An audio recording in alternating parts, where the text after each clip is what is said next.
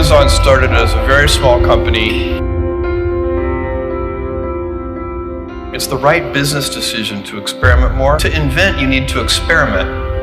And if you know in advance that it's going to work, it is not an experiment. So your question is, did I kind of anticipate what would happen over the last 22 years at Amazon? And the answer is, God, no.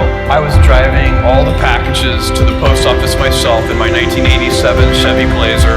It has been one foot in front of the other. And I think that is true for most businesses. You can choose a life of ease and comfort, or you can choose a life of service and adventure. And when you're 80, which one of those things you think you're going to be more proud of? You guys will find that you have passions, and having a passion is a gift.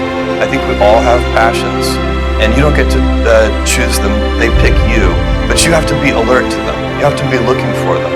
And when you find your passion, it's a fantastic gift for you because it gives you direction, it gives you purpose.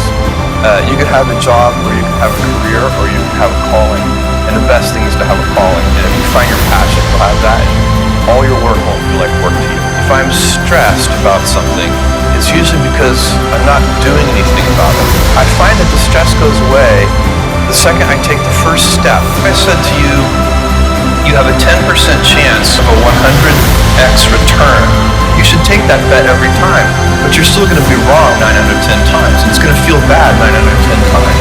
Take the punch. But in business, every once in a while, you step up to the plate, you hit the ball so hard, you get 1,000 runs.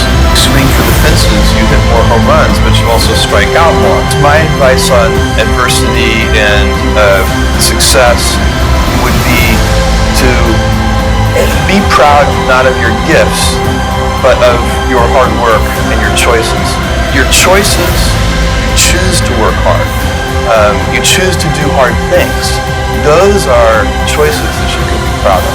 I think all of us have that inside of us, and we can all do it, but you have to be intentional about it. You have to say, yeah, I am going to become an expert, and I'm going to keep my beginner's mind. You have a success, and then you kind of double down on that success and you figure out what else you can do. You have to always be leaning into the future. If you're leaning away from the future is going to win every time. You can choose. We all get to choose our life stories, and it's the choices that define us, not our gifts. You can only be proud really of your choices. And one of the most important choices that each of us has, be proud really of your choices. Here's the problem. Let's invent a solution to it.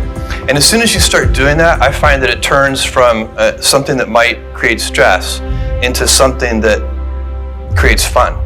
Every time you figure out some way of providing tools and services that empower other people to deploy their creativity, you're really onto something.